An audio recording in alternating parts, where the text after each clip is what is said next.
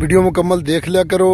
Demand, पानी, location, ज़ेर ज़मीन पानी, कड़वा, मीठा ते सालाना पानी, लोकेशन, डिमांड हर चीज़ वीडियो च मौजूद होंदी है।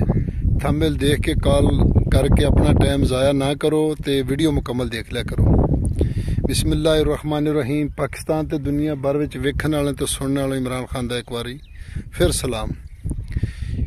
इमरान खान तहसील हारूनाबाद मेरा शहर है और डिस्ट्रिक्ट बहावल नगर यानी ज़िला मेरा बहावल नगर है ते चक मेरा हैगा जी डारा वाले रोड ते 64R। ते दोस्तों तुसी वेख रहे हो Facebook page, YouTube channel Punjab ज़मीन ऑनलाइन। ते जो भी दोस्त चैनल ते नवे ने वो चैनल नू सबसक्राइब करन ते बैल आइकन दी घंटी नू प्रेस करन कि जेड़ी भी मेरी वीडियो आवे, जेड़ी भी अपडेट आवे, सब तो पहले तुहानू लोकेशन मिले। क्योंकि बैल नू आल ते करोगे तो सब तो पहले लोकेशन तुहाडे कोल आएगी। ते दोस्तों वीडियो नू लाइक ज़रूर करो ते कमेंट करो ताकि इहदे लाइक नाल वीडियो दी रीच वधदी है। ते असीं इंशाअल्लाह मेहनत कर रहे हैं ते कोशिश करांगे कि सस्ते तो सस्ते रकबे तुहानू दिखाए जाण। यह रकबा बहुत ही सस्ता है माशाअल्लाह।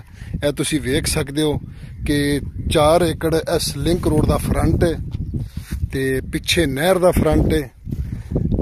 सॉरी, इसलिए मुकम्मल नहीं दिखा रहा कि अगर मुकम्मल हर चीज़ तुहानू दिखांगा अगे तोड़ तक ते मुकामी जेरे लोग ने, इन्वेस्टर या जेरे डीलर हजरात ने, वो लोकेशन ते पहुँच के वीडियो वेख के ते रकबा लभ लेंदे ने।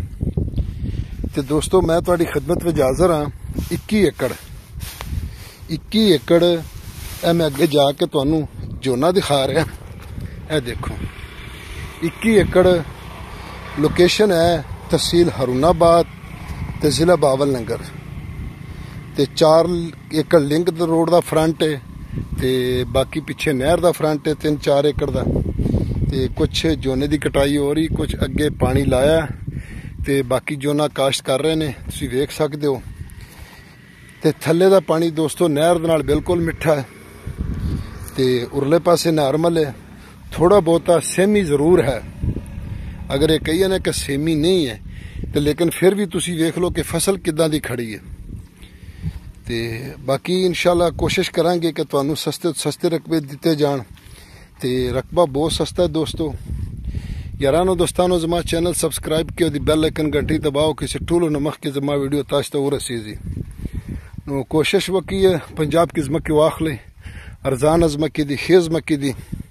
दोस्तों ए वेखो जोना, ए भी तुसी वेख रहे हो। अगे भी कटाई भी जोने की शुरू है माशाअल्लाह। बड़ी चंगा जोना खड़ा है। ए तुहानू अगे भी विखा रहा ते हुण तो वीडियो भी बिल्कुल छोटी बनाई दी है।